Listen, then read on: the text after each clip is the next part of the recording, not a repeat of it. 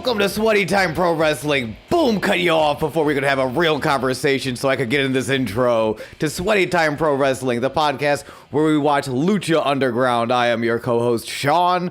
With me is my co-host, James. Oh, hello. Sean, I don't know, what were you cutting me off from? I don't understand what's going on. Weren't you about to say you were using words, and then No. I jumped in? You are going to edit it out and make me look like a crazy person. What's there to edit out, Sean? The words you were about to say. I didn't say anything. It was the weird. cleanest intro you've ever done. There was no stumbling. There was no, I'm a deer in a headlight. That's called my charm. I'll have you know. I've got deer in a headlight riz coming out of my pores. Oh, is riz charisma? Is that? Oh, charisma. Okay, all right. I never said it out loud. Okay, I'm a fuck. Speaking of fucks, hey, Sean, were you at work all day Thursday? Yeah, why? Oh, okay. Well, I went over to your place and you weren't there.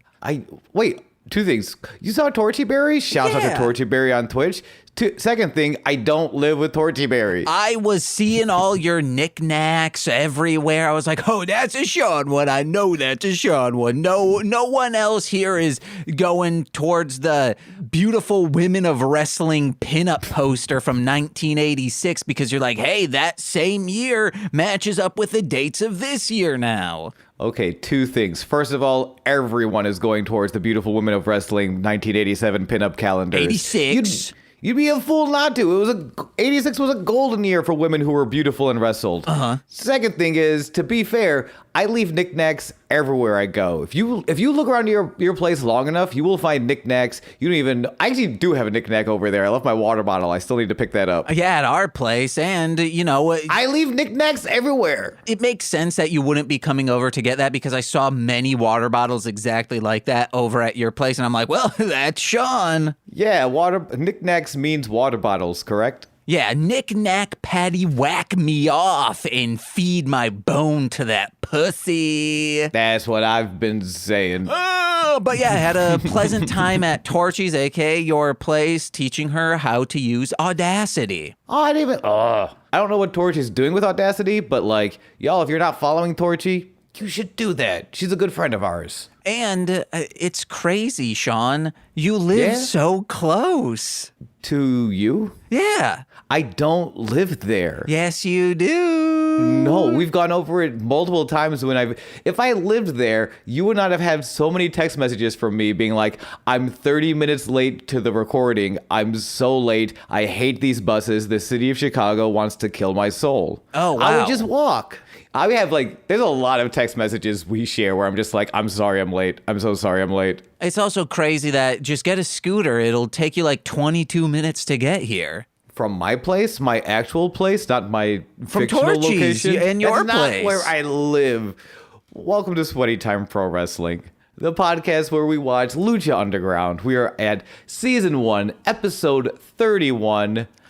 The Desolation of Drago. No, he's back, guys. Yes, What? I mean. Huh? The last time we saw Drago, if this is your first episode, or you've just been smoking some Chiba and you forgot what happened to the Dragon Man. He won his best of 5 series against Aerostar, gave him a unique opportunity where he had a title match, but if he lost the title match, he would be banished from the temple. Sadly, Prince Puma remained our champion. Well, not sadly for that. Prince Puma's great. But Drago was banished.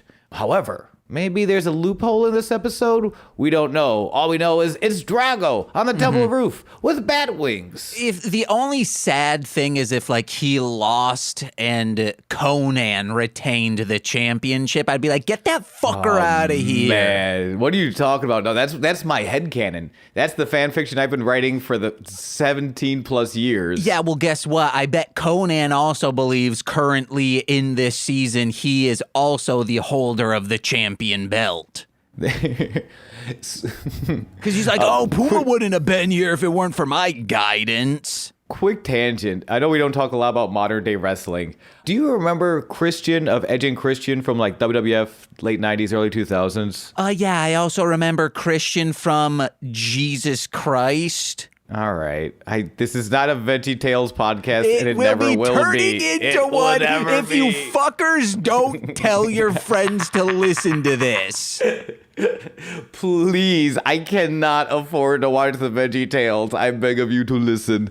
Christian recently did something. It was an interesting decision. I'm excited to see where the storyline goes. Where he had a match for the the TV title in AEW, lost the TV title, but he's managing a giant dinosaur man, who I think we'll see by season 2 or 3. I think he comes into Lucha Underground.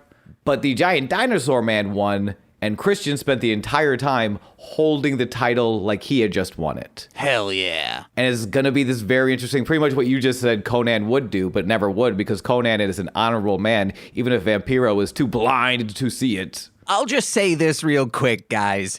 If our podcast becomes popular and Sean tries to hold that metaphorical belt above his head, I will get very pissed off at him. I will say, no, this was my work. I'm the one making TikToks. I'm the one promoting. I'm the one working to make this succeed. And I'm the one working to want to wake up in the morning.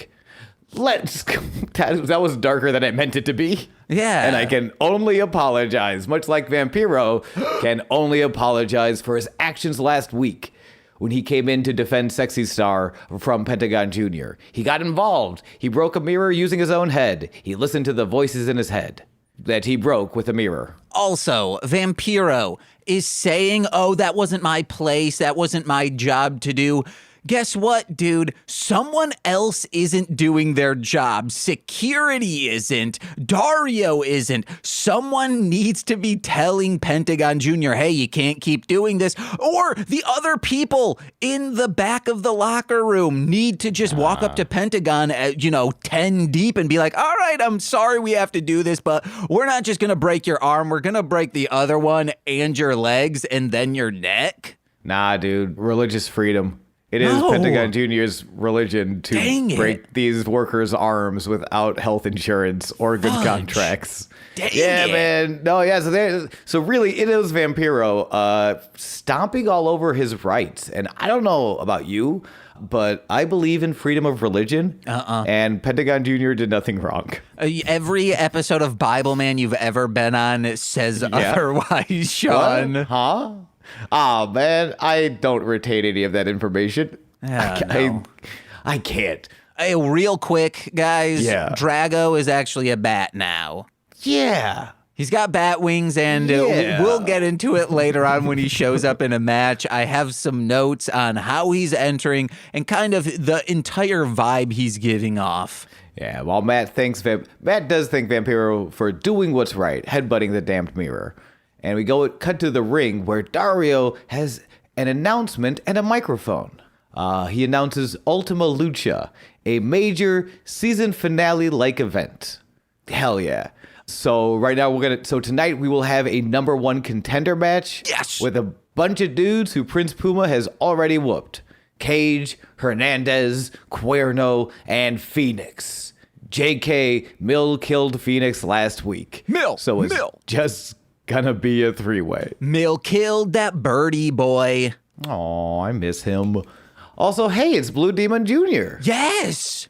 BDJ! Back at it again in the fine suit. Dario goes to BDJ, makes his way to the ring in the fine suit, says, you like big events with big paydays? Well, let's make sure you don't have that rust on you so I can book you in Ultima Lucha. Here's another return you can match up against right now. And hey, it's Chavo with the crew. Or what's left of the crew after Dario's brother ate one of them. Yeah, spiritually, and you believe in that religious freedom. It's true. No, I didn't say he was wrong to do it. I'm just stating the facts that one member of the crew was eaten by Dario's brother. I love wrestling. Sean recently told me he got finished with Shiny Happy Family, and he was like, I don't see anything wrong with this. This is their First Amendment right, guys. I hate when you do this. In the improv world, it is a gift you have given me, and I thank you. But you also know it is a gift of a show I have not seen.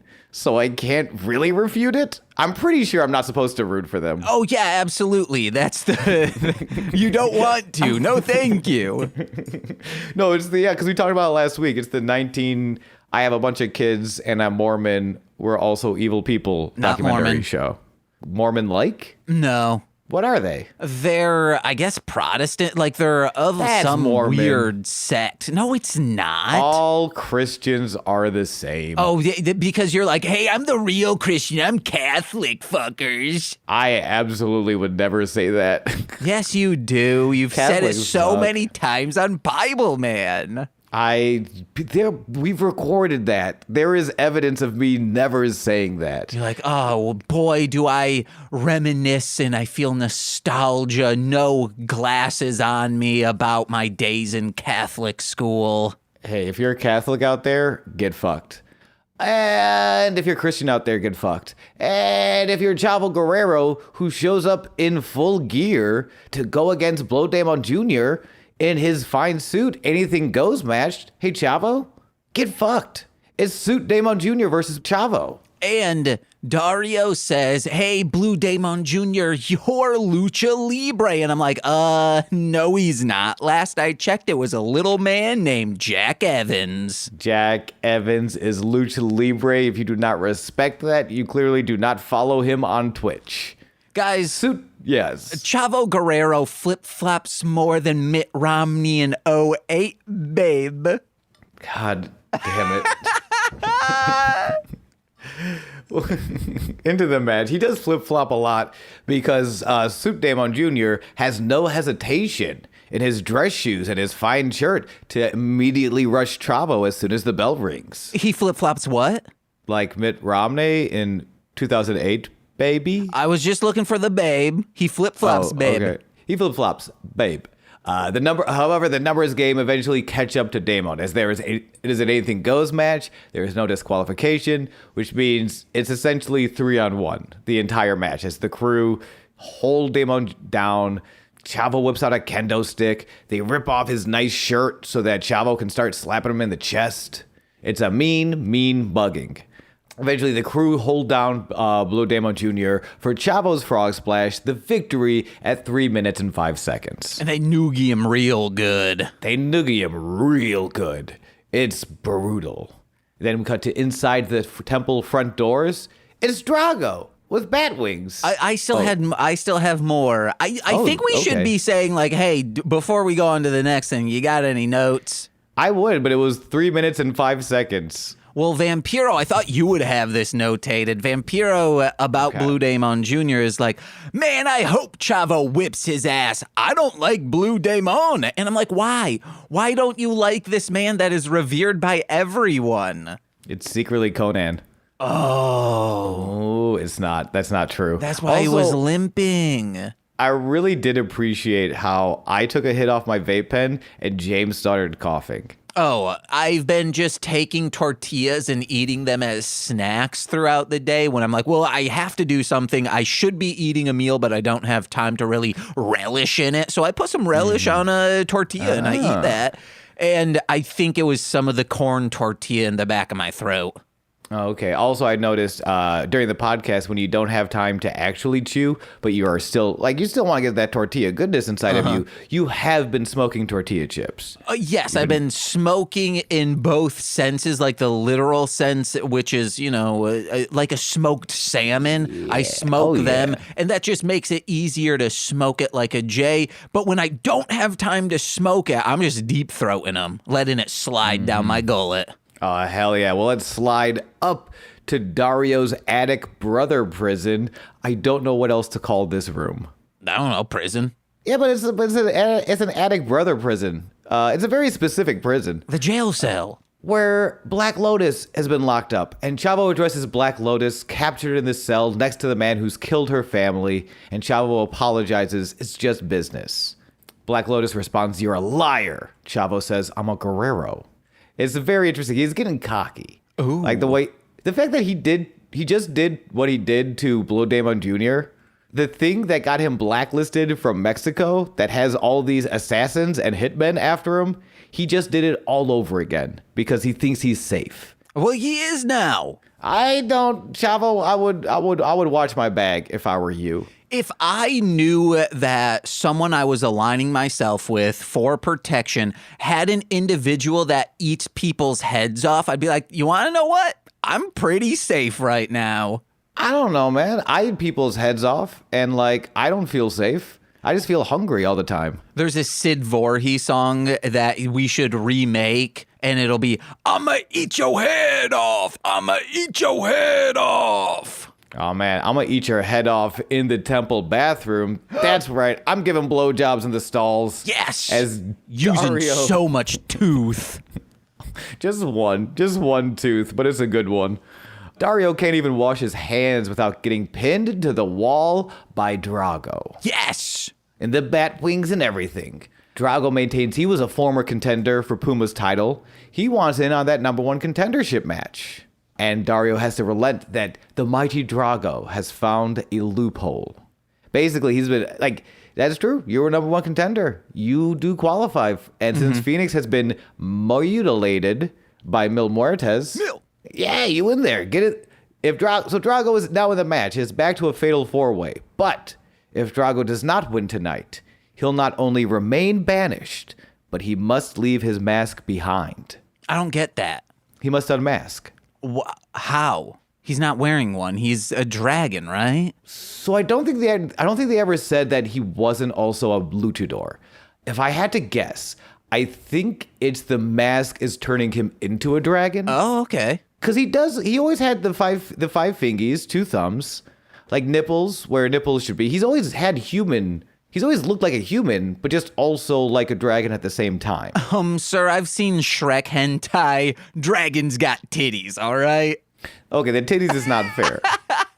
But the fingies is infallible. Okay, all right. I'll trust your decision on this, but one thing they are making this man Batman. And yes. If we find out he is either rich or Delavari is funding his ventures, I'm going to be like, okay, they're just doing Batman. If he has an older butler that speaks in a posh accent of any sort, I'm going to be like, okay, guys, calm it down. That's actually, I like this idea for a superhero. It's kind of Batman Beyond, where on the Delavar idea of...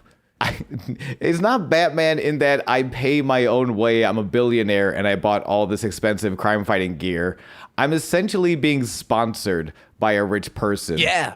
It's just like, I don't know. I picture just a real good old fashioned dock worker, a real Marlon Brando from On the Waterfront type of guy. No. Who was like, I could have been a contender, but the mob made me take all the losses in boxing matches. So now I have to fight crime because some eccentric old fart gave me a bunch of money to wear a cape. Yeah. And then we do Batman Beyond again. I like this idea. Let's draw it up. Let's go back to 2016 and pitch it to him. Absolutely. And then when they say, hey, isn't that kind of like Batman Beyond, which was like 2004, we'll say, shut up. Isn't that like the still ongoing comic book happening right now? And we'll say, shut up. We'll punch him in the dick and be like, hey, that's what you get. This is your new 52. New 52 punches into your dick. And then Dario's like, oh, geez, once you get to 52, you will have persuaded me.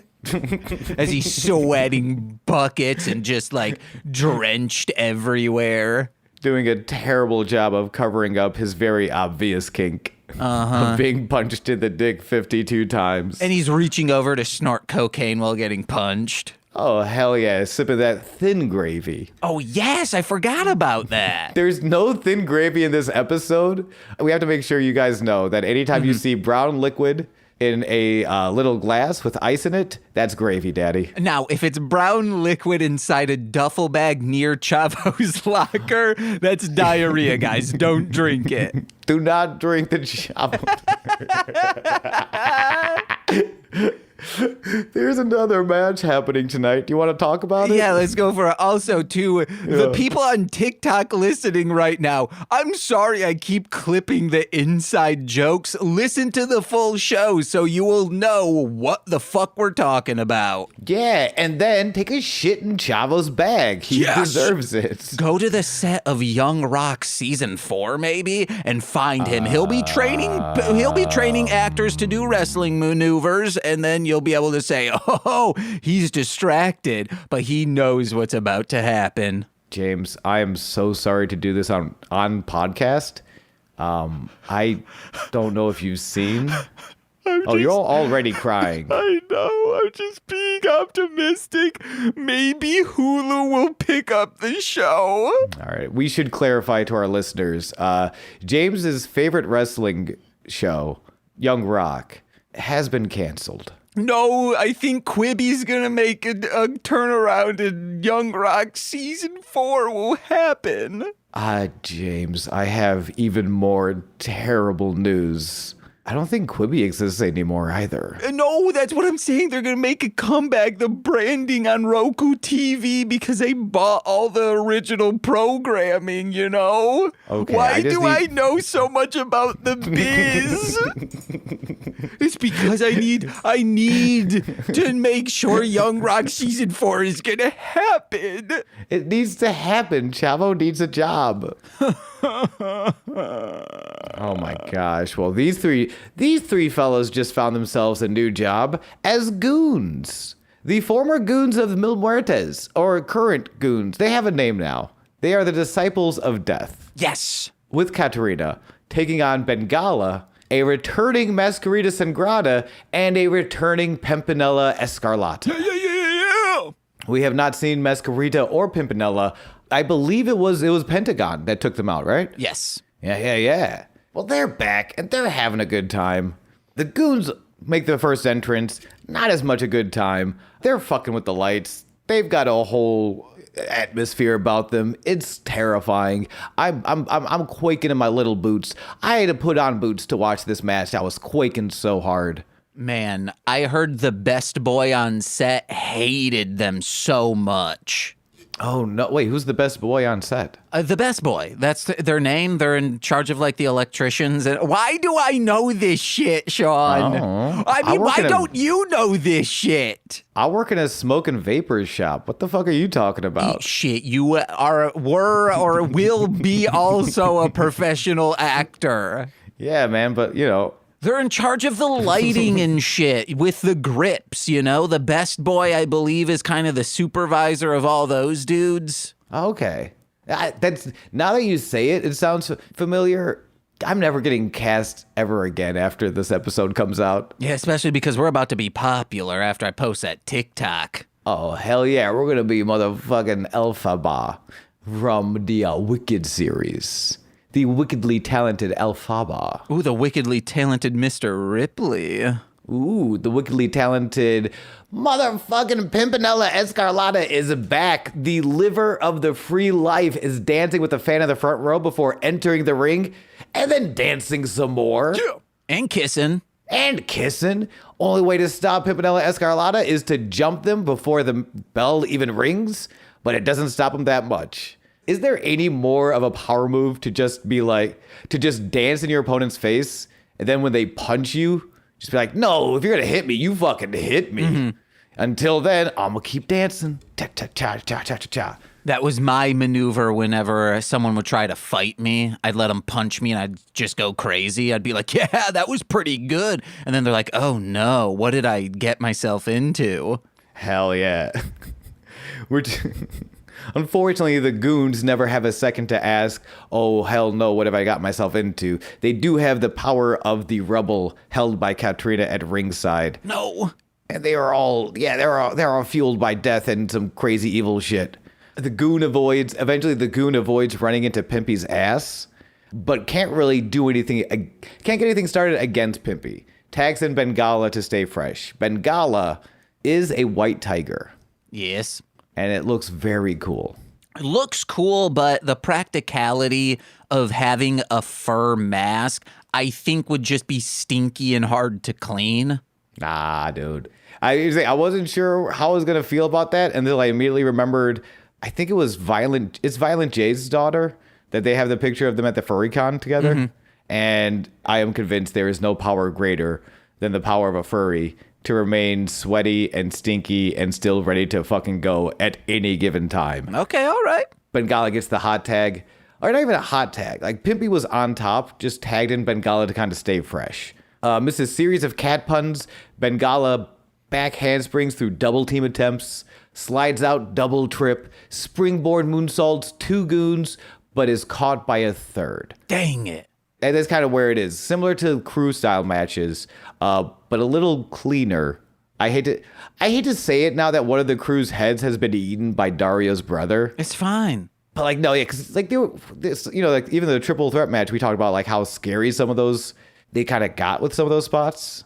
I feel like these guys are doing like the same kind of story of when we're working together, we're more powerful than the other team, but they're not making me worry about their broken necks, which is nice. I like them. One thing that commentary was saying, oh, the contrast between these two Pimpian folks, they're all in white, and then these Death Boys are all in black. And then Vampiro says, it's not just black and white. Look at it here. One's short, one's pimpy, and one's a cat. The other 3, they worship the devil. One's pimpy. I love anyone, not even just a wrestler, but anytime you have to describe someone, you're just like, and all you can say is their name. I also think Bengala is super dope. I'm excited for that. And once the death dudes start getting cooking, Vampiro, I believe, said like, hey, they came in, these death folks, going along with the comedy, like saying, hey, you want to know what? We'll meet you on your level. But eventually just said, screw this goofy noise, and just kept going. And Sean, that describes you coming into this show every week. Well, we got to keep the podcast moving. Let's move it. Masquerade. Tijera step up tornado, clears the goons, tag to Masquerita. Masquerita gets tagged in and is immediately kicked in the head and then just bullied. Like, this is where that turnaround comes in. And I partly agree with Vampiro. I agree that's me. It's me. I see myself. It's a me. It's a me, the exasperated one. Wahoo. I think it's more that because they're not winning while they're putting up with their goofiness. It's that, especially like in the case of Pimpy, is that they wrestle quote unquote goofy, but in a way to throw off your opponent. That's the head games. Yeah. To be fair, if I'm fighting someone and I'm like, you kind of get a little bit in your head, like, okay, they might throw a jab, they might throw a roundhouse kick or something. I'm not thinking, okay, they might climb up to the second rope and then stick their ass out for me to run headfirst into it. I would never see that coming.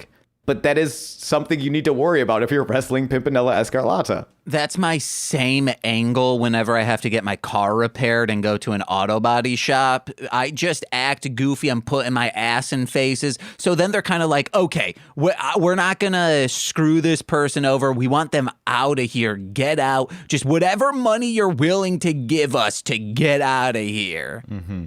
And then you kind of just lean over and stick your ass out in case one of them accidentally run headfirst into it. Uh-huh. And it happens, okay? It happens more than you think. All the oil slicks on these auto shops. If you're out there listening or watching Lucha Underground and you're like, well, I can stick my ass out. No one's ever going to run face first into my butt. They will. Mm-hmm. They will with an alarming regularity. Nicole does that often, and when I run my face into it, she's like, I'm not doing that. You're just running your face into my ass. She's like sitting down most of the times I do it, and I'll in quotes, trip, but it's like, no, you want my face to run into your ass. I'm not doing it. This is you. Speaking of asses, Masquerita's getting his ass kicked. Triple team springboard drop kick from Bengala, though. It's similar to a lot of crew matches before, where you'll see individual hope spots, but the synchronicity and some of these fucking like triple team moves. The two goons hold up someone while a third springboard drop kicks in. Eventually, Bengala has to powder out, and they throw Masquerita on top of him to take Bengala and Masquerita out of the match entirely. Pimpinella in ring, triple teamed on, takes a trip through the streets of Galilee. Their triple team powerbomb gourdbuster combo finisher. And Pimpinella is pinned L style at 6 minutes 56 seconds. Kind of like L from Death Note. The goon just perches on Pimpy's chest, feet and all. I said like a gargoyle. Gargoyle, L from Death Note is an interesting way to cover the ever interesting but ever beaten tonight at 6 minutes 56 seconds. Pimpinella Escarlata. Chia! Good to have him back, though. Good to have them back. Yeah, and I have no more notes on this match. Well, then let's talk about Dario's office, where dark suit, open shirt Johnny Mundo wants to know why he's not in the number one contender match tonight. He fought Prince Puma. I think that was the first episode of Lucha Underground was Puma and Johnny. So, like, what the fuck? What the heck? Dario, what the heck? Why not Johnny? Dario clarifies. His plan is to make Johnny champion at Ultima Lucha. Please sit down. Johnny, please sit down. I've got a long-term scheme. He lets Johnny know he does not hold grudges. So you gave me a black eye. Who cares? I look great in sunglasses. That's an exact quote from this episode, and I love that. Mm-hmm. It helps me hide my cocaine eyes. Absolutely. Dario's the ultimate optimist.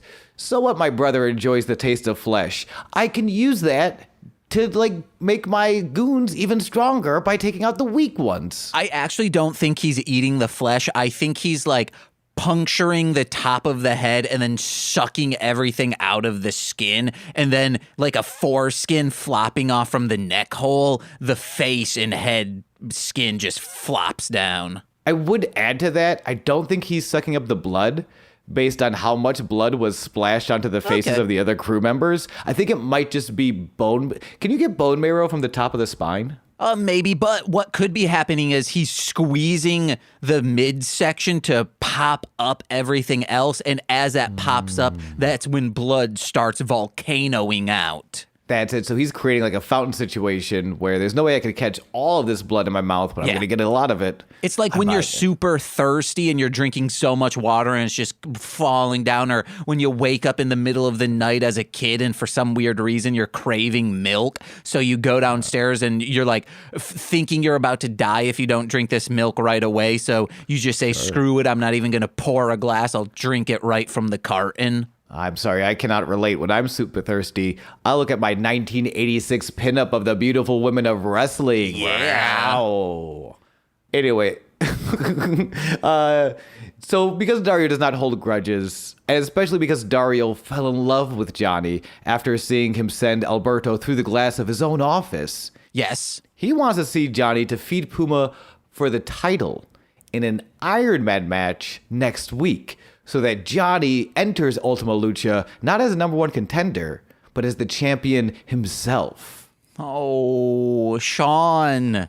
What's up? This is my nightmare, my all night long mare.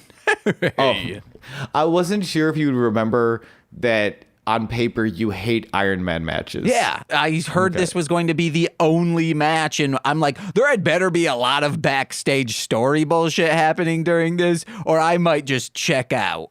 All right. I might be doing, next week it might be a solo record. Oh man, it'd be, actually, it might be as easy to record as just a normal episode. Or edit, I mean. Yeah. I'm excited for it. I like Iron Man matches. I ran into someone yesterday who was a big Undertaker fan, and I'm not. I kind of relented as like, you know what? He's not my guy. His style never super did it for me, but I get that he did it for a lot of people, and I respect that. I think it's kind of the opposite, I guess, where we were coming at for Iron Man matches, or like these slower style, big paced matches. I like them, and I accept that not everyone will, and that's okay. Not everyone needs to listen to ska music. That doesn't make my enjoyment of ska music any less.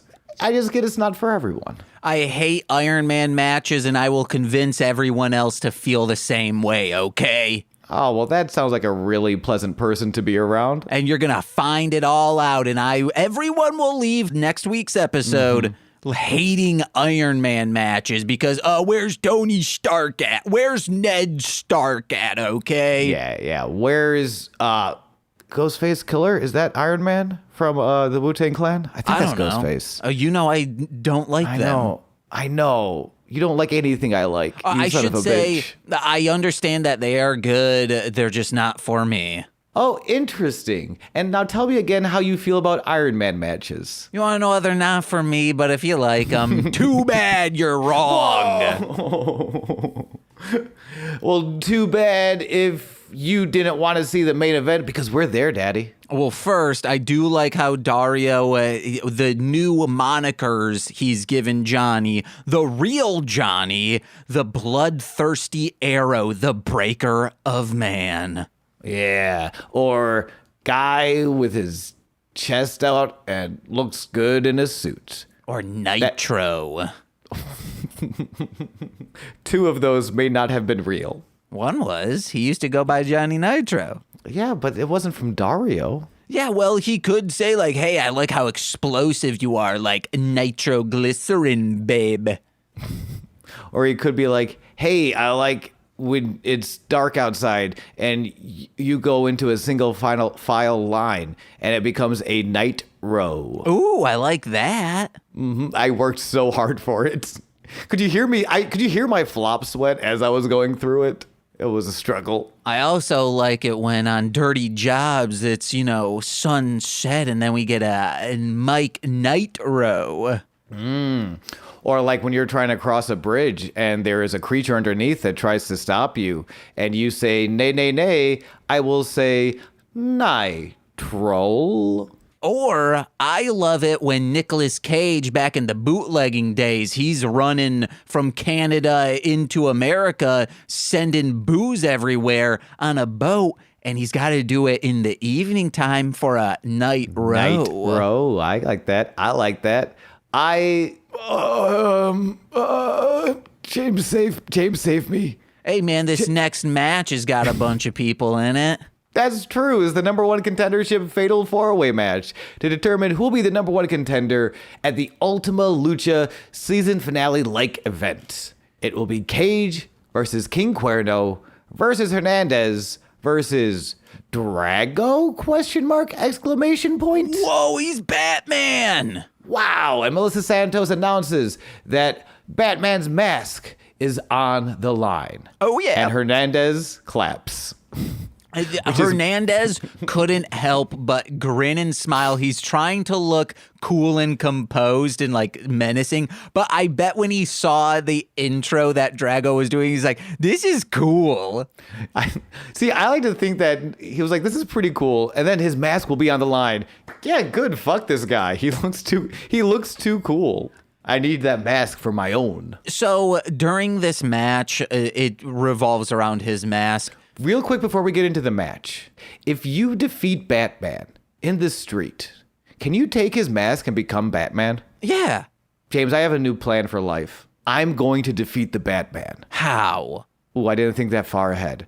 Okay. He has a plan in his supercomputer to take out all his allies just in case they get a little too strong. And you better believe he's got something on his favorite podcast.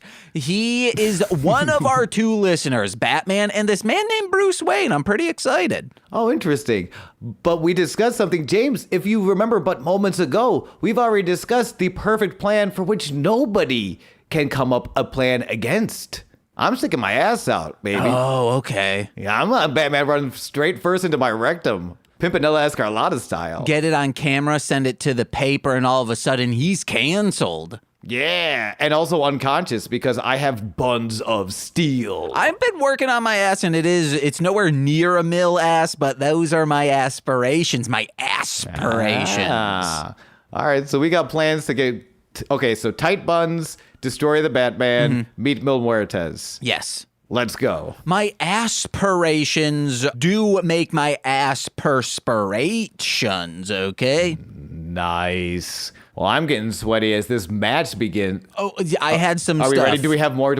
Okay, go No, ahead. I just had some stuff before. I wasn't getting into the match just because you were like, hey, before we get into the match. I just like, it's revolving around something said in the match, but you see it before. You can see that Drago is getting, as Vampiro says, is getting scalier. And I thought he was going to lose. But when they remove his mask, we see like just a full-on like dragon style makeup underneath. I don't know how that would have stayed on, but they could have figured something out. Or there's a mask underneath his mask. That would have been funny too. Well, and also the show's not live. I could see them doing something if they were to do it like that. Of like, and Drago's been pinned. We gotta go to commercial break. And then they go apply the makeup. And people are just sitting there for like 3 hours while Drago's in the chair being like, can we go home? I need to leave. I need to go. I got a 1986 Beautiful Women of Wrestling calendar that I'm trying to look at all night. Yeah, brother. But yeah, it's the, I love it. Yeah, Vampiro's just like, his skin's getting scalier. Weird. Mm-hmm. Like, you know what, Vampiro? That's true. But the match begins. Ring the bell, a ding, ding, ding. Cage and Hernandez literally shoving Drago and Cuerno out of the ring so that they can shove each other out of the ring, and then Cage and Cuerno come back in. Interesting start, but I get it. You want to know who would make a really good bellboy? I'm going to say Sting from The Police in the Who movie Quadrophenia. No, Crazy Frog, because he goes bring, ding, ding, ding, ding, ding. He wouldn't even need a bell. The bell was inside of him all along. Uh-huh. Because he ate a bell. Oh, you want to know who also ate a bell? A little man named the Beast. Oh, wait, the Mr. Beast or the X-Man? No, from Beauty and the Beast, because he ate Belle. Like her pussy, you know? Oh, okay. I was going to be like, he does not eat Belle. That movie's romantic's not the right word. Creepy, I guess. He does kidnap the shit out of her. It's a tradesy, you know? For what? For her father. Oh, okay.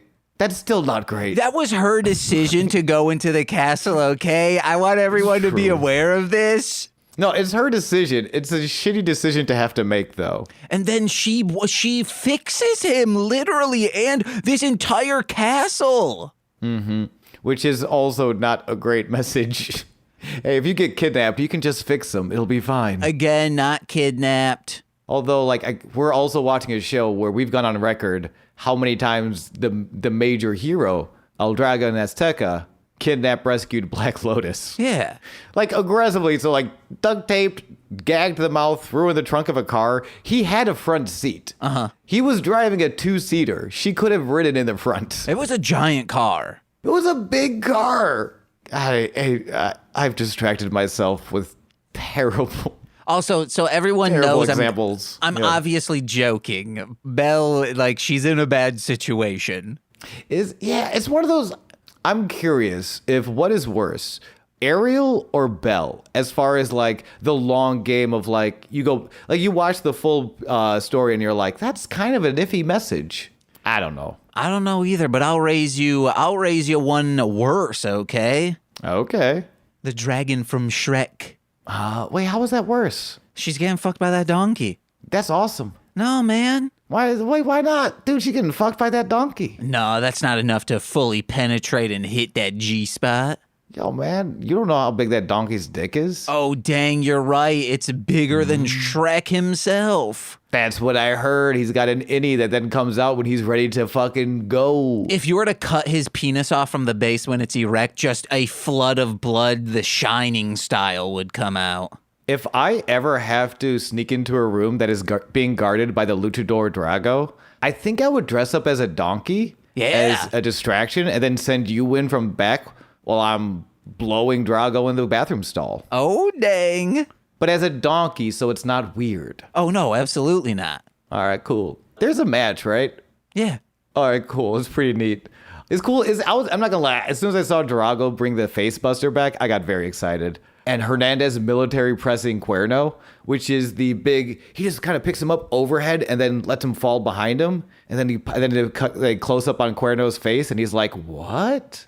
Cuerno being surprised at getting military pressed is a beautiful reaction, and I hope we can all one day be as expressive and pure as my throat goes away as King Cuerno as goes face first into the wrestling canvas. In saying that, you did not take that again because not only were you coughing throughout, your chair is making that goddamn tick noise. I can take it again now. No. Okay. Well, Cage and Cuerno take it again to get back on the same page. Cage and Cuerno alongside Tejano. Tejano, right? Were a former trios tag team. So they have, it's that awkward, like, it's a fatal four-way. Obviously, only one of us can win. But it's easier fighting 2-on-1 than it is 1-on-1. So they did some quick clue math and start doing some of their disgusting double team maneuvers. Yeah. The shit they do together. Ugh. And I like how commentary split the two, where you have Hernandez and Cage on one side and then Drago and Cuerno on the other, meaning they say you have the pace of pain and the pace of fury. The pace of pain and the pace of fury is a beautiful line and a beautiful description of how this match breaks down. Hernandez is getting worked over by Cage and Cuerno. Elbow drop from Cage, splash from Cuerno, pin attempt. Drago from the top rope tries to break it up, but Cuerno avoids, and instead Drago hits a third top rope maneuver on Hernandez. The teamwork again, train to nowhere, which is a powerbomb to lung blower, and then Cuerno and Cage don't fight just yet. They keep staring off, like, we're gonna have to fight soon, but then Hernandez and Drago just refuse to die and keep coming back in. Hernandez uses their stare down to get back into the match, clears Cage to take Cuerno 1-on-1, and then clears Cuerno with a pounce. Drago, Tijeras from the top to the floor on Cage. Like, they're not working together, but they're learning to separate, divide and conquer the team of Cuerno and Cage. Mm-hmm. Drago and Hernandez, I just wrote Drago and Hernandez, and that was the entire comment. Okay, yeah, they do good shit. Yeah, Drago and Hernandez. Drago sweeps the leg to trip top row splash deep 2. And what the hell is Killshot doing on the roof over the announce table in the dark spotlight? Who knows, but hey, we could sense him. Well, we could also see him. The spotlight, it was dark light, but it was still light. Like, it's very clearly Killshot hanging out on the roof. But Vampiro could sense him. Okay, well, we got to see him. Vampiro has cameras in the back of his third eye. Oh, hell yeah, I like that turn of phrase. Hey. Hernandez big swings Drago, dizzies himself for Cage to take out Hernandez. Now Cage and Cuerno can finally figure out who's the strongest on their team. They are finally ready to begin duking it out, except not yet. Drago inserts himself back into the match just long enough to get smashed by Cage and Cuerno again. Yeah, these four are top-notch contenders, and as Vampiro put it, Puma had better be backstage praying, and Conan better be analyzing the best way to still get the biggest paycheck. Absolutely. I don't know where it is, so I'm just going to mention it now. At some point, Vampiro also reveals that Cage wanted to be a professional skateboarder before he got into wrestling. I fucking love Brian Cage so goddamn much. Like, it's so weird because not only is he just the biggest dude, he's a big beefy guy that wrestles very clean, wrestles very crisp, and is a giant fucking dork. Like, there are so many pieces. The more you... Queen of the Ring is a great wrestling sort of personality, media personality, and she was doing a watch along of Dynamite, and I think she mentioned something like, I don't understand Cage. And it's like, I also do not understand Cage. And that's my favorite part about him. He's this meathead. He's so jockey. And then all of his moves are named after Wolverine. And I'm pretty sure he LARPs. And he definitely keeps tater tots in his pockets a la Napoleon Dynamite. He's such a goofy fucking dork, but he's also the most imposing figure I've ever seen walk the face of the earth. Mm-hmm.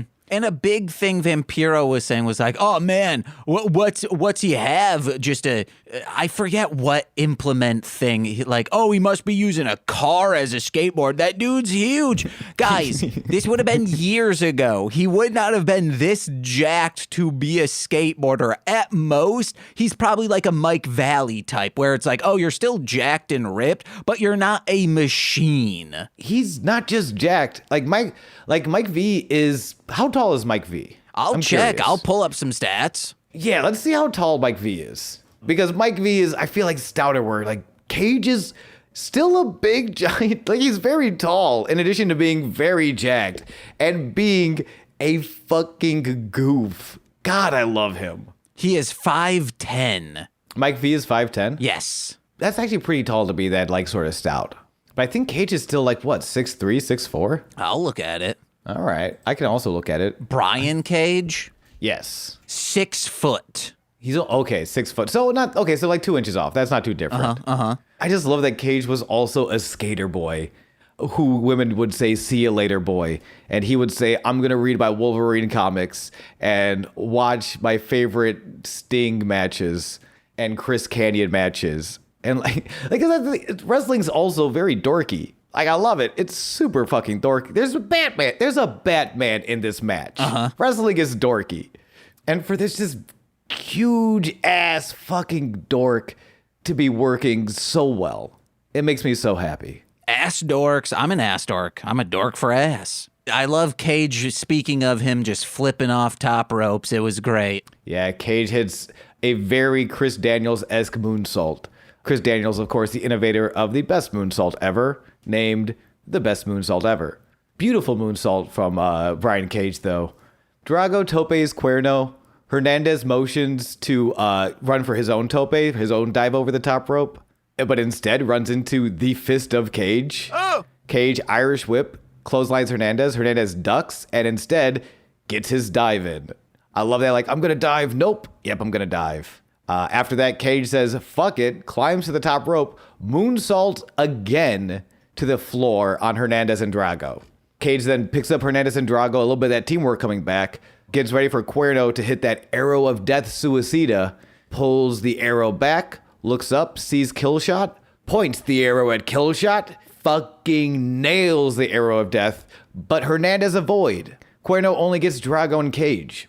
Hernandez rolls Cuerno back into the ring, stalks from the apron, Drago from behind, flipping powerbomb. Hernandez avoided, whereas the other two, they voided their bowels getting hit with that strike. And you can smell it from here. Oh, I can smell what The Rock is cooking. It's diarrhea, fresh into Chavo's bag. That son of a bitch, that ain't thin gravy and you know it. So Drago hits the flipping powerbomb. Cuerno is still in the ring, thrown in by Hernandez. Cage is dead. Hernandez is dead. Drago with the yellow mist to Cuerno's eyes. Dragon Layers seatbelt pin. Drago is your winner and number one contender at Ultima Lucha in 10 minutes and 34 seconds. Oh. Big welcome back chants after the match as Drago is met by the champ. Prince Puma in the ring stares at his contender in the face.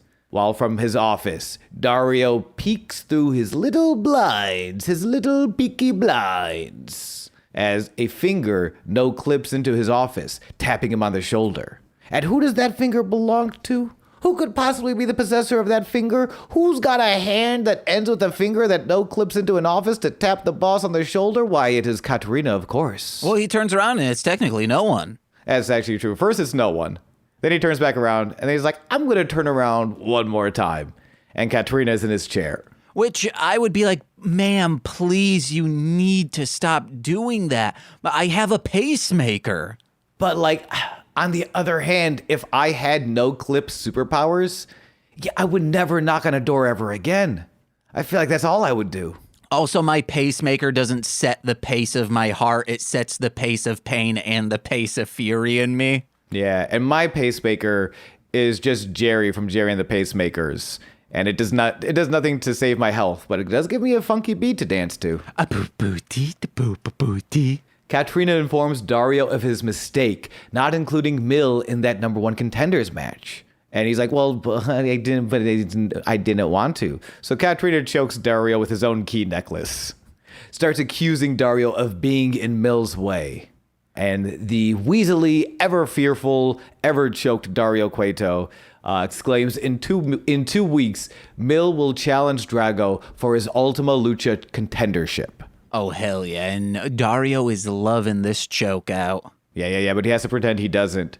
What he doesn't, I don't think he loves, is Katrina having more information than he realized. Because she says, even the monster you have in that cell is no match for Mil Muertes. Whoa.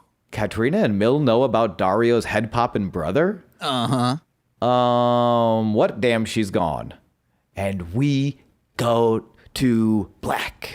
Real quick, this was a perfect split die opportunity because you see them both in frame as she's saying like, oh, I know about your brother who eats heads. They could have both been with a split diopter, which it splits pretty much a screen in two. So you can have someone in the foreground and someone in the background, both in focus. They could have used that here and it would have been so good. Brian De Palma would have seen it and been like, holy shit, this is the wrestling show for me.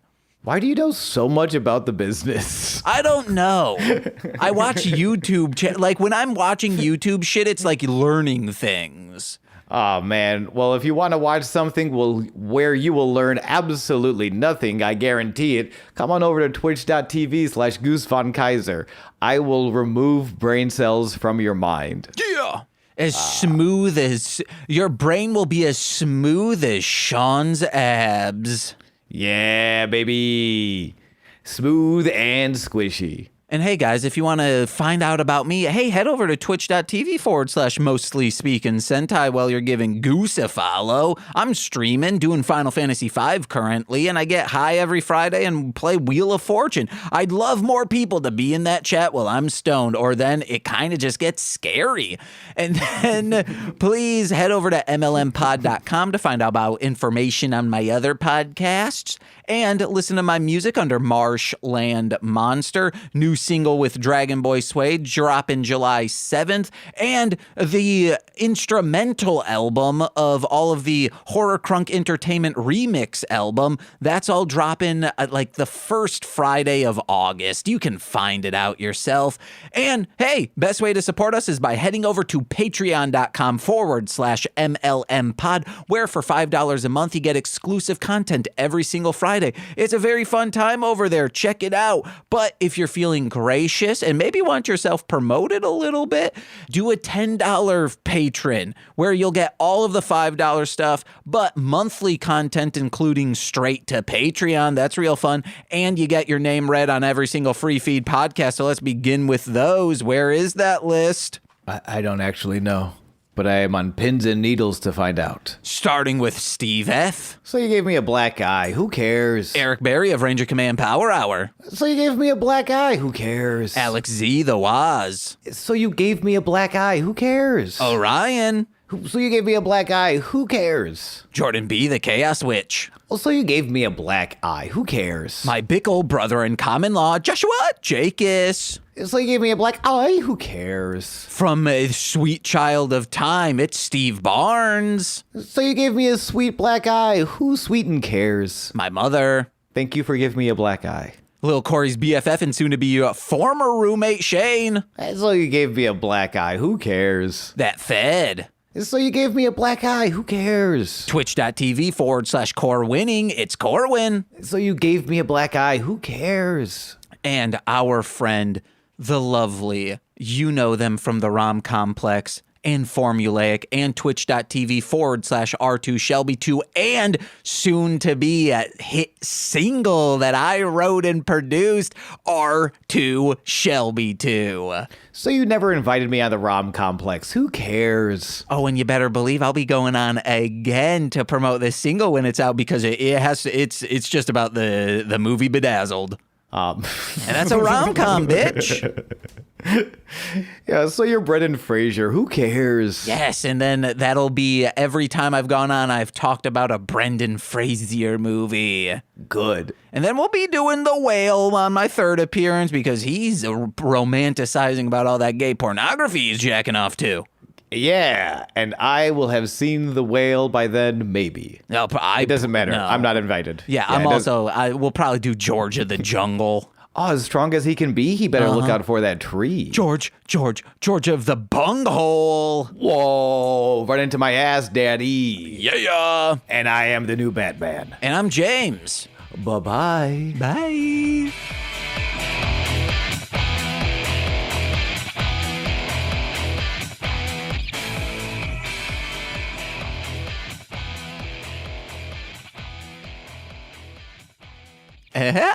I was like halfway to a Woody Woodpecker. I Yeah, know that's we're what I was recording. attempting. Oh man, that's awesome. Woody Woodpecker's the best. I think Welcome to Sweaty Time Pro Wrestling. Boom, cut you off before we could have a real conversation so I could get in this intro. Oh, yeah.